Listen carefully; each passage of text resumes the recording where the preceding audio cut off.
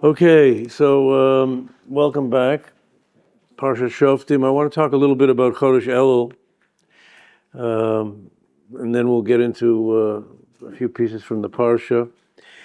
I think of all the months of the year, the one that's highlighted is the month of Elul, right? We don't think of Tishri, we think of Rosh Hashanah, think of Pesach. Okay, it's Nisan, but the highlighted month is Elul. And I don't know what, let's say subconsciously, but we get nervous around Elul, right? We get a little nervous, right? Sometimes the reaction is to just put it out of your mind, right? Or we get a little down, right? The Rosh Hashanah doesn't want us to get down. He doesn't want us to put it out of mind. He wants us to deal with the issue, but he makes it easy for us because Elul, it might be surprising to you, Elul is not about tshuva. The Rebbeinu Shalom brings us into this period slowly. Tshuva begins with Rosh Hashanah, the Yom Hadin. But Elul is not tshuva. Elul, there's an acronym for Elul that everybody's familiar with from a pasuk in Shir Hashirim, Ani L'Dodi, V'Dodi Li. That the Rebbeinu Shalom says to Ani L'Dodi, Rebbeinu Shalom loves us, and he wants us to reciprocate, V'Dodi Li. So Elul is really about love. Now, it's very interesting because the name Elul is not from the Torah. The names that we have now are Persian names. The real name of each month is the first month. We count from Nisan. The first month, the second month, the third month, Chodesh Rishon, Chodesh Sheni, Chodesh Shlishi. Right? Of course, the strangeness is that Rosh Hashanah is on the seventh month, right? So, but we took these names, and when we were in Babel, and we kept the names. And if the names have been kept by Klal Yisrael, there's a certain kedusha to them, and there's a certain relevance to them. And that's why the acronym can work. Although acronyms are a very strange thing, it's gematria. It's like the mathematical gematria. So there's word gematria, like word jumbo, taking the letters of each. You take the letters of Elul. So it's Ani L'Dodi V'Dodi Li. The interesting thing is, it's the only month of the year where you have all of these acronyms. There are close to 30 acronyms that were given to us by Kadmonim. By earlier rabbis. You have from this one from the Balaturim, and from the Arizal, and the Kli Yakar brings from the Vilna Gaon. So it's serious stuff because you can play around with it, right? You can make up your own your own acronym, right? Why is that? Because we say that there's 4 ways to learn Torah. We call it Pardes. Pardes means a field, an orchard. So the Pei stands for Pshat. That's the textual approach to learning Torah. We're going to see a piece today from Rabbi Kamenetsky where he just brings something out of the Pshat, the text. Then you have the Reish is Remez, and that's like gematria, like the Elul, Ani L'Dodi, and the numbers that you make up numbers with gematria. And then you have Drush, which is homily, the drasha, right? And which most of the halacha, by the way, comes from drush. And then you have the samach for sod, for secret, for Kabbalah, the mystical Torah, right? Every one of those, the 3 of them have a Masorah. We have a specific way to learn Pshat, Drush, and Sod. Remez, we have no Masorah. We have no tradition in Gematria. That's why you can do whatever you want. You'll go to a bar mitzvah, and Uncle Moish will get up at Pinchas's bar mitzvah, and he's asked to speak, and he'll say that the gematria of Pinchas's mother is this, and his father is this, and their first license plate was this number, and their address is this, and the date of the bar mitzvah is this, and all of that together says Siman Tov, Mazel Tov to Pinchas, the bar mitzvah bacher, right? So you can do what you want with it. That's the danger of it. But we have very serious acronyms with the month of Elul, and they mean something. So this one that we all know of really is kind of to give us a sign of, instead of to bristle when Elul comes, to sort of breathe deeply and give us a chance to know that he loves us. This whole process of tshuva is because he loves us. He understands that we're human. He understands we made mistakes. And he wants us to know that. That's really what Elul is all about, right? And slowly but surely we get into the tshuva mode through that love. We realize he loves us. We have to return the favor. We have to show him we appreciate it, and we have to get back into the Torah that perhaps we've neglected a little bit. Okay, so that in a nutshell is Chodesh Elul. Okay, let's go. I'm going to save one to the end if we have time. Let's go to number 2. This is the Shem Shmuel. We've seen many times the Sachach of Rebbe, the son of the Avnei Nezer. We many times go to him, go to great Hasidic master, and he quotes a pasuk in the Medrash Rabbah, a very really difficult pasuk to translate. Orech Chaim pentifales, no maglosai lo teda. Roughly speaking, we're talking about that if you do the math, it's impossible to count.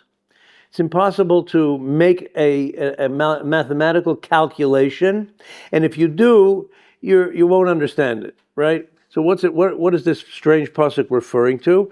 So the Medrash makes it very simple for us. Mahu orech chayim pentifal. What does this mean? Don't start making a calculation. Abba Bar Kahana Amar HaKadosh Baruch Hu, God says to us, Lo tehei yoshev u'mishakel mitzvoteha shel Torah.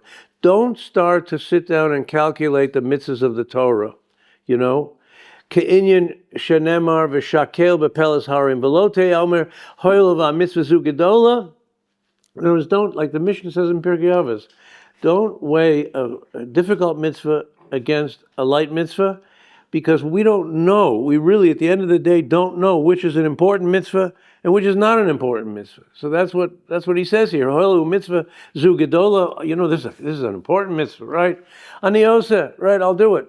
Kach lo gila hakadosh baruch hu matan schar shel mitzvot. God didn't reveal the schar, the reward for mitzvahs. Chutz mishtei mitzvot. Only 2 mitzvahs in the Torah are given with a reward. Mitzvot hachamura shebechamurot, the most difficult mitzvah to perform, v'hakala shebekalot, and the easiest mitzvah to perform. Kibud av v'eim, chamura shebechamurot, honoring parents, not an easy mitzvah. Not an easy mitzvah. We think it's easy, but we know it's not, especially as parents get older, right? It's a challenge for children. I just want to interject. I'm sorry, we're learning today for Refuah Shlema, for Beryl Ben Fega. You should have a Refuah Shlema. So, and he has wonderful children and grandchildren to take care of, and great-grandchildren. So, Baruch Hashem, right. So, Kibbud Aveim is the most difficult, and Shiluach HaKan, which is in the Parsha, shooing away the mother bird, if you want to take the chicks or the eggs, that's a very easy mitzvah, right? So, Shiluach HaKan, so now, what's the schar? What's the reward? The Torah says, Arichut Yamim, long life. If you do these mitzvahs, you get long life, right? So now we're going to ask 3 questions on this. The Shem Shmuel is going to basically present three questions on this. Yesh litbonein, lama be'emet schar and shava. Why is there a level playing field? Why is the schar really equal? That doesn't make sense. Because we have another rule in the Gemara, Halo Mishnah L'Shlema Shaninu in Pirkei Avot, Lefum Tzara Agra, right? Lefum Tzara, according to the pain is the reward, or as we say in English, no pain, no gain, right? That's what the Mishnah is saying. So what are you talking about? I can understand. Kibbud Aveim should have more schar than Shiluach HaKan. What's the big deal about Shiluach HaKan, right? So that's his first question. So there has to be something more to this. There's a level playing field of schar. What does that mean, right? We have to understand it. V'nira od lomar, I want to say something else, he says. I have another question. Schar mitzvah b'hai al maleka. The rabbis tell us the reward for mitzvahs is not in this world, right? The reward, when we say, Arichas Yamim is Laman Yitavlach V'arach the Yamim Pirsha Chazal. The rabbis explain La'olam Shekulo Tov. This is for the world that is good, the world of Olam Haba, the world that is all good, Olam Ha'emet, the world of truth, Olam Shekulo Aroch, the eternal world that we will all go into someday after 120 years. V'zeu Olam Haba, the world to come. So, v'hinei, Olam Haba, ayin lo ra'ata, Elokim zulatecha. Nobody has seen Olam Haba except the Ribbono Shel Olam, right? Nobody has come back to give us a report of what's going on in Olam Haba. V'hu davar shebilti efshar letzayer lifnei shofnei batei chomer. It's impossible to describe to we who are living in this finite world what Olam Haba is. Rambam writes actually a little very poetically.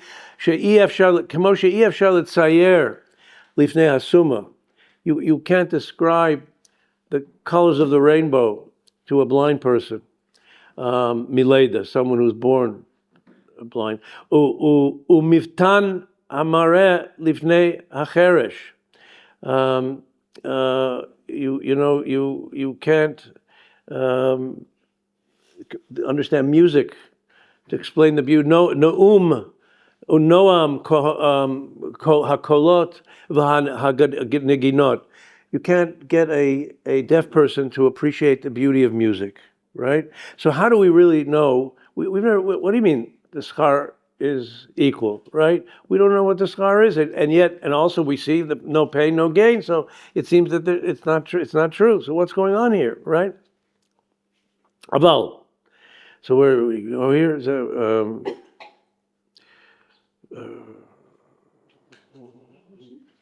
on the sheet. I'm continuing on the sheet, and I lost my place. Okay, so the final paragraph here on this page. Yesh lo sif lamar. I want to say one other thing. Ki olam haba hu olam mitzpun. It's a hidden world. It's hidden. It's hidden from us. Im kain efshar sheyeh nigla lebasar v'dam shu b'olam hazeh olam hanigla. So it's not revealed to us. Umashigila b'shtei mitzvot hanal. What we see from these two mitzvahs that are called the easiest mitzvah and the most difficult mitzvah, and yet they're given on paper the same reward. Matan schar l'olam haba ein ze mahut ve'eichut haschar. It's not telling us that they get the maximum schar over all the other mitzvahs. No. It's telling us something else. Ela shebeschar ha-mitzvah yizkeh v'yagia l'olam haba shu olam shekulo tov v'kulo aruch. We get the reward in that eternal world. Aval haschar sheyikabel sham efshar letzayer mahu. We don't know what it is. V'sham bevadai ein haschar shel zeh doma l'schar shel zeh. The word's different. In other words, let me put it in my words. When he says the only mitzvahs that we have are the most difficult and the lightest mitzvah, and the schar is the same, that means that the potential for schar is in every single mitzvah, from the lightest to the most difficult. It's about how we apply ourselves to the mitzvah. Whatever mitzvah you take, whether it's Shiluach HaKan, or whether it's Kibud Av V'Eim, or whether it's Shabbos, or whether it's Kashrus, or whether it's Tzedakah, or whether it's Chesed, whatever it is, that how you do the mitzvah, that's what we're being told here. Otherwise, it doesn't make sense, right? You hear? So he'll flesh it out now. Vafilu, over the page, turn the page, over the page. Vafilu ha-mitzpun shah-mitzvah. The mitzvah shah-mitzvah, in other words, it's a hidden world. The schar of the mitzvah is a hidden schar. Everything about Olam Haba is hidden, right? K'mo shekatuv b'chovos halvavos. That's what Chovos Halvavos writes about this. Great sefer, the Chovos Halvavos, a holy sefer. V'zeu sheba Mishnah, and that's what the Mishnah says. L'fum tzara agra. According to the pain is the gain, right? No pain, no gain. So that's what we're being told here, right? Don't start measuring mitzvahs. It's impossible. You don't know if this one's important. This one. No. It doesn't work that way. Look, the most important mitzvah and the least important to our way of thinking are the same schar in the Torah, long life in the world to come. That tells us that every single mitzvah, it's a level playing field. You can't compare. What in your mind, what you think is more important. No. Whatever, it's how you do the mitzvah. That's what he says. Aval l'schuta olam haba. the reward in the world to come, this arichut yamim, this length of days, behechrech l'chol mitzvahs b'shava. It's a level playing field, right? It's every mitzvah, every mitzvah. Ukemo shemashlu mashal l'kulam nichnasin shar echad. Everybody goes in the same gate. V'sham notnin l'kol echad ve'echad madar l'fi chvodo. And everyone is told, you go to this, you go to the penthouse, you go to the basement, you go to parking. You got to work your way up now, right? Ubasher haTorah lo biara el eschar sheyiske v'yagil olam hahu v'lo yoter. He tells the schar that we're going to get, right? B'zeh hora lanu she'i efshar lahagid etzem schar ha'olam haba hanelam lebasar v'dam. The actual schar itself is hidden to us. Ba'olam hazeh, in this world, olam hanigla. Here things are revealed. That's not revealed. V'shuv ein shayach liot yoshevu mishakel eze mitzvah gedola v'schara meruba. You cannot sit here and say this mitzvah is better, that mitzvah is better. Bishvil chelke hamitzpon shebe mitzvah, because it's all hidden. Bevadai shebeschar mitzvah ktana. But the smallest mitzvah in the world, right? Let's say shiluch hakan. Ela shenasta beregesh hanefesh v'hitlavut yiteirah. If you do it with passion and enthusiasm. Take Shiluch HaKain, Baruch Hashem, I have this great mitzvah of Shiluch HaKain. I bumped into it, and that's really the mitzvah. That you find it, Ki yimatzeh, right? Yizke l'rav tuv hatzafon. Then you're zocha to great schar. How you do that? Little mitzvah, right? You could do the greatest mitzvah, Shabbos, but just go through the motions, or davening, just go through the motions. You're going to get more schar for the shul. The schar will come from shooing away that mother bird. Yoter mi bishvil mitzvah gedola, more than saying, like we say here, we just said, taking a great mitzvah, right? Shenasit beregesh v'nefesh muat, which is done with a little lack of enthusiasm, and really just almost by rote, right? So that's the mystery of the reward, that we should not sit and try to do the math. It's impossible. There is no math. There's no math. Pick your mitzvah. Pick your mitzvah, whatever you do, it's how you do it. And that's why we say that we don't know the difference in a mitzvah, a roar of a mitzvah, because there is no difference. There is no difference. Okay. Next piece here is from Rabbi Schwab, and he presents a very important, theological point in machshava, in Jewish thought, and we're going to develop from the parsha. Lo yavo Ammoni u'Moavi b'kal Hashem. An Ammonite and a Moabite is not welcome to intermarry, is against intermarriage with particularly these people, right? Al davar asher lo kidnu etchem belechem u'b'mayim b'derech b'tzeichem Mitzrayim. When we were leaving Egypt, we went to the Ammonites, to Ammon, and they wouldn't give us food. We don't want to bother you.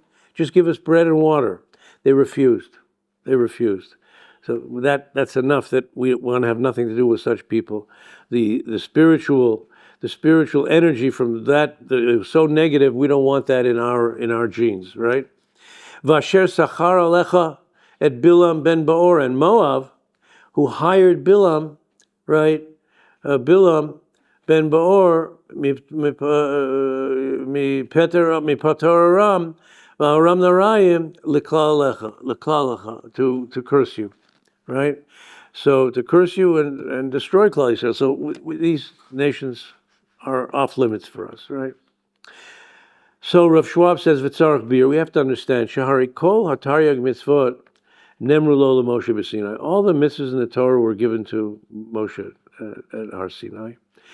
Im klalotehen upratotehen. Everything, the whole Torah was given. In other words, not to marry Ammon and not to marry Moab was already given, right? So this is at the end of 40 years later, right? At the end of after receiving the Torah, right? Gegam lav shel lo yavo Ammoni u'Moavi b'kal Hashem. That mitzvah was also given. B'Sinai and Har Sinai, Nemar. V'im kain amay amra Torah hatam. So how come the reason is given? There's a historical reason that's given now for this mitzvah. So the mitzvah was given first. The mitzvah was first given to us. And then this historical thing took place later, right? Or he's going to eventually say, the first Seder we had in Mitzrayim, right? The night before we left. So how does that work exactly? We say that, we sit at the Seder, we eat the matzah, because we didn't have time, we had to rush out and make the matzah, b'chipazon, we had to go quickly, right? What's going on here? You have the mitzvah first, and then the story, right? Tam shel davar asher lo kidmu, that they didn't give us bread and water. V'asher sachar, and they hired Bilam to curse us. She meorot elu hayu l'sof mem shana b'midbar. These maisim took place at the end of the period in the desert, and the Torah was given for us. Well, how do we understand that? What's going on here? Roy Mizes, I said he's going to present a very important rule for us to understand how Torah operates. Roy manu be'emet ein hatam siba lemitzvah. The reason, the historical reason, is not the reason for the mitzvah. The historical moment is not the reason for the mitzvah. In other words, let me put it in my words, and then we'll see the text, right? HaKadosh Baruch Hu wanted to create a world which, giving principles of life, how to live a meaningful life, and of course it means, and he had to put it into a system. The system is Torah, the learning of Torah, the living of Torah, and the 613 mitzvahs that we do. That will create a meaningful life for every individual, and for OUisrael, and for the rest of the world. But he had to put it into a historical context, right? So the historical context is to play out. It's like a play, like a passion play, really. We're playing out at Pesach time a relationship with HaKadosh Baruch Hu, that he loves us, and even though we were very bad in Mitzrayim, spiritually we're in the lowest level, he loves us and he took us out, right? You have to prove that this idea that God loves us, that this Elul idea, the Elul moment, Anila Dodi. So there has to be a play. There has to be a play acting to show, that to demonstrate to us that we understand it, right? We understand it much better by having this experience, this historical experience. In other words, Torah is mechadesh history. Torah creates history. History does not create Torah, right? History does not create Torah. Torah creates history. Torah came first, and then the history. So now let's see his words, okay? Roy Manami said in the second paragraph, Shebemet ein hatam siba mitzvah. The history is not the reason for the mitzvah. Ela shekol mitzvot chuki Hashem hema. The mitzvahs are laws, mysterious laws. All the mitzvahs have a sense of mystery to them, right? To bring certain principles into the world. V'tziva HaKadosh Baruch Hu, and HaKadosh Baruch Hu commanded, l'rachek et b'nei Ammon, stay away from Ammon, and stay away from Moab. I'll explain to you why. But the way I'm going to explain it to you is through a story, and then you'll understand what I'm talking about.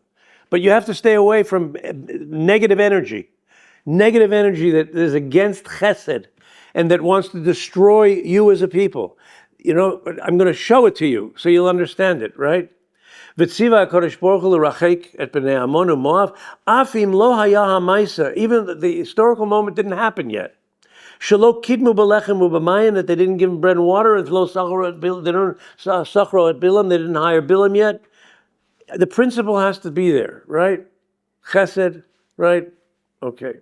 Uma she'amar Moshe taham zed. Now that Moshe gives the reason, hainu mishum she'HaKadosh Baruch Hu manhig et ha'olam, the way the Rebbeinu Shalom runs the world, shemikoach hamitzvah mithapech hateva. Because of the power of the mitzvah, that is the essence of the world, God turns around nature.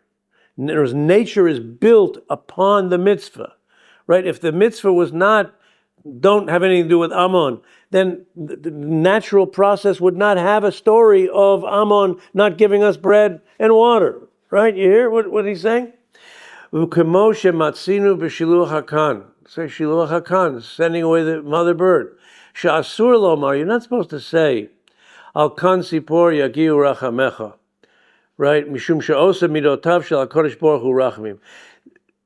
Sending away the mother bird is not specifically to show that we have to have mercy on animals. right? What's it there for? Ve'enon el gezerot hamelech.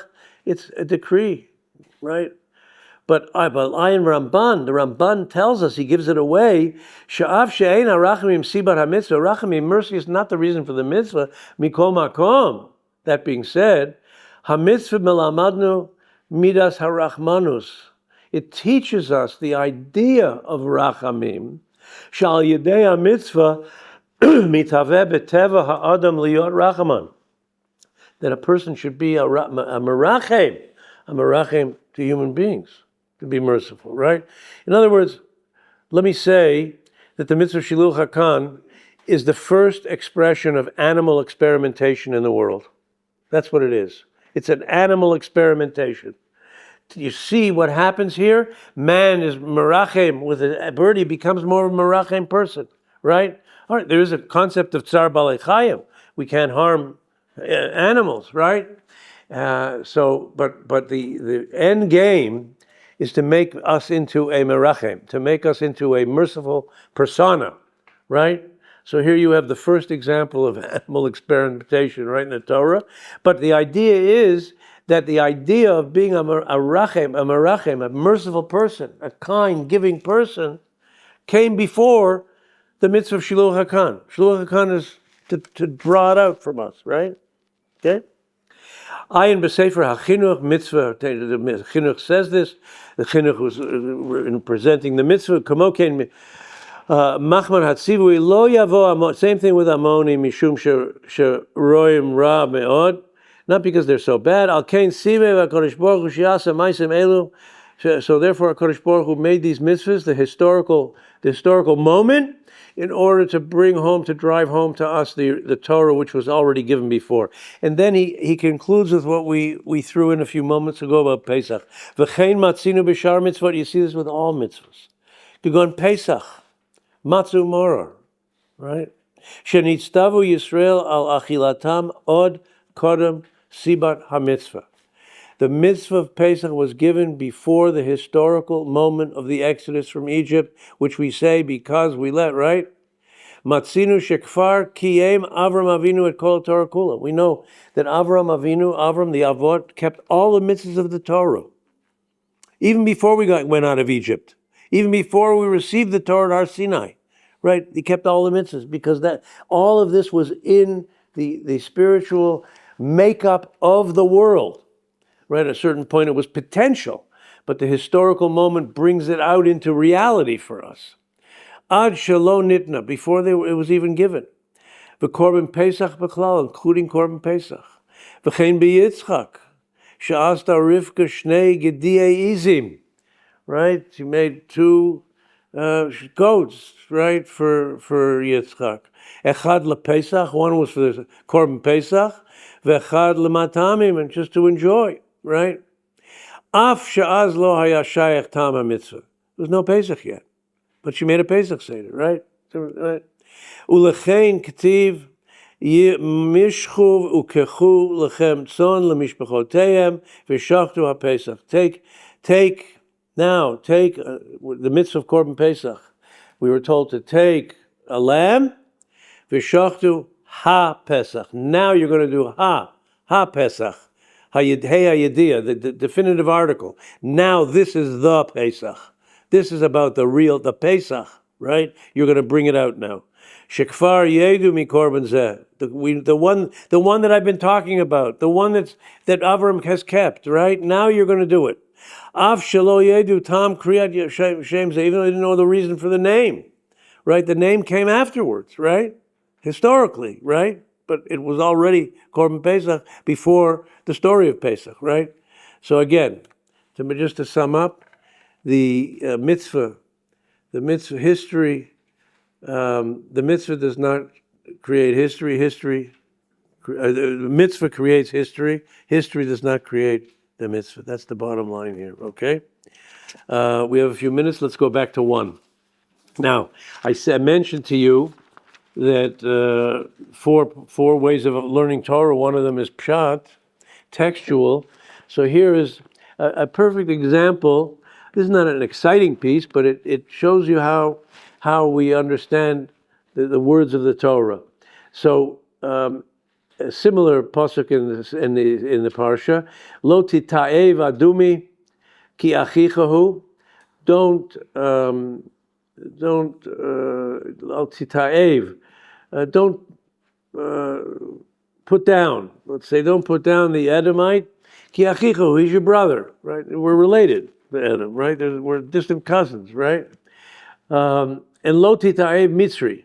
And don't put down the Egyptian, right? Don't make them suffer. Ki ger hayita ba'artzo, because you were a stranger in his land, right? It's an amazing thing. We survived there, but how he treated us is something else. But at least we came out alive, right? So you have first Edom in the pasuk, and then Mitzri. Talk about Edom and Mitzri. Don't put down the Edomite. Don't put down the Egyptian, right?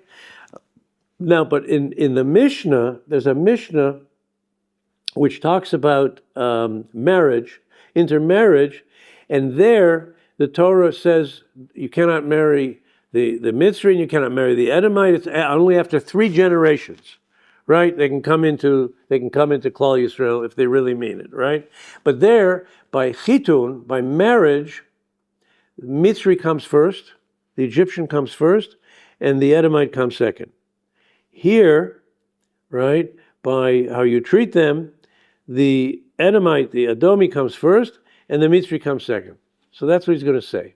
So here, that's he quotes the pasuk, second line, Seder HaMikra, the order of the pasuk, Hu lahakdim Adumi leMitzri. The Adumi is mentioned before the Mitzri.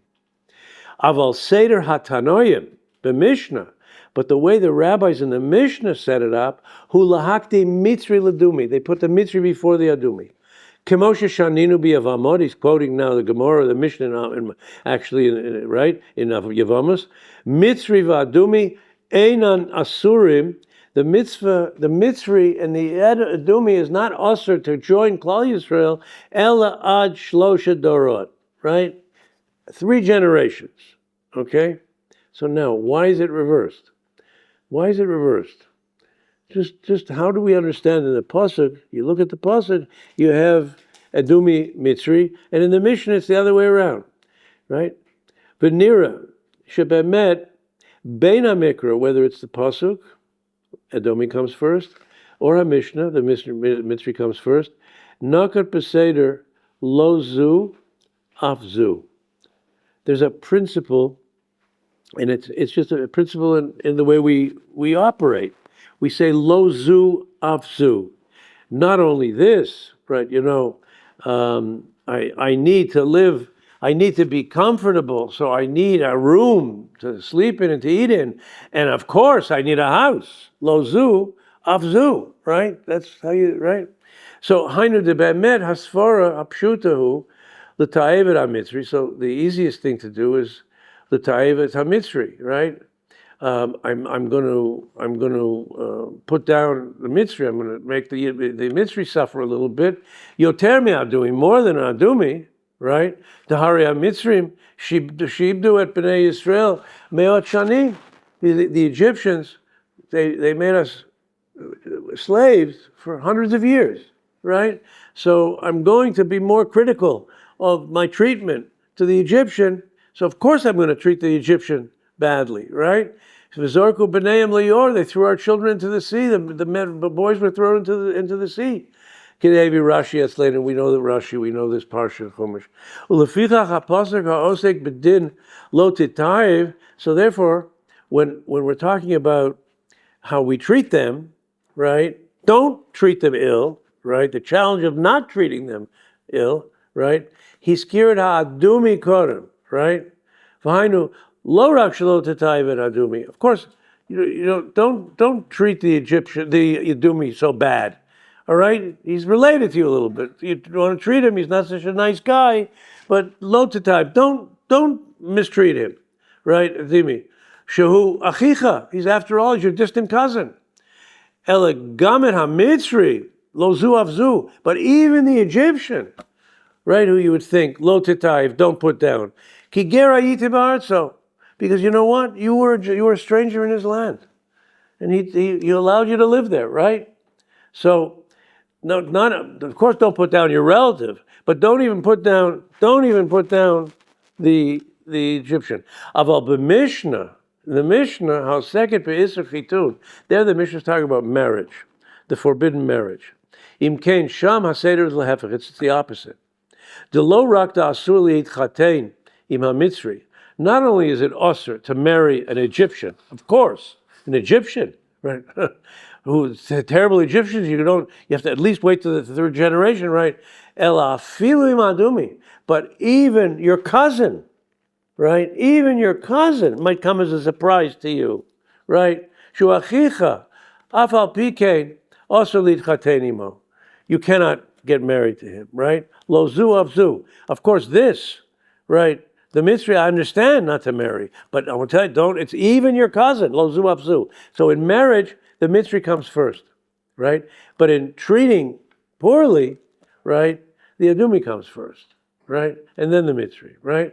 V'yotze shebeina pasuk beina mishnah olim b'seder lo zu avzu. So there's a formula here. So because of that formula, this, not only this, but even that, because of not only even this, even that, not only this, even that. Ulachar zman matzati b'tosas yom tov. He says he saw this in the Tosas Yom Tov on that particular Mishnah. Okay.